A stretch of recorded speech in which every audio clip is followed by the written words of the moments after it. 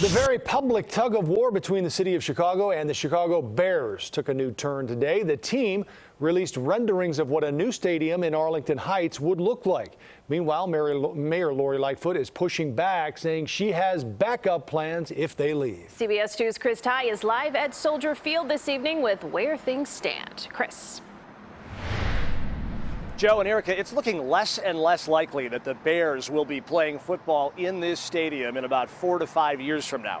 Those that follow very closely how NFL teams move inside a particular region from a city, say, to the suburbs, indicate that the Bears are doing everything that other teams that have made this move do at this moment in time, adding that that site in Arlington Heights is just too perfect to pass up. 1 to 100. How likely are the Bears to move to Arlington Heights? 90 plus.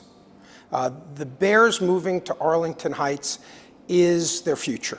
And the future looks a little like this. The team offering renderings of what the 326-acre entertainment complex would look like, complete with hotels, restaurants, and open spaces, adjacent to train lines, highways, and a village used to hosting events with tens of thousands of people regularly. The Bears could not have put a pin on a map anywhere in the area that would be more perfect than where Arlington Park is. But their existing home and hometown leader sees it differently. As you know, I'm somebody who likes to plan, so we've got Plan B, Plan C, and others in the works as well if the Bears decide that they're going to abandon the city of Chicago. The use of the word abandon, what does that signal to you? Now that signals to me somebody who's not really interested or doesn't expect is able to get a deal done. That's not the kind of language somebody uses when they want to curry favor.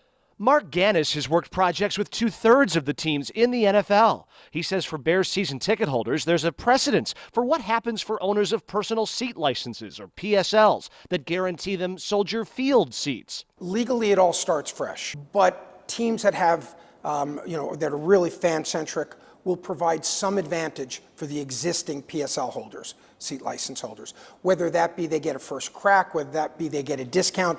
The team today saying this isn't a done deal. They won't use public funding for the stadium, but will require taxpayer money for the larger complex, a funding model other teams regularly use. They're now actually following a well-traveled pattern, and they know how they can do it within a certain dollar amount.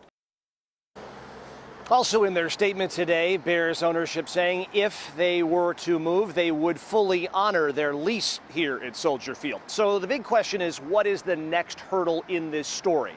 The sale of that land from the Churchill Downs company that owns Arlington Racetrack to the Bears ownership could clear next year. That would be the same time window where Arlington Heights city leadership would have to give it their green light.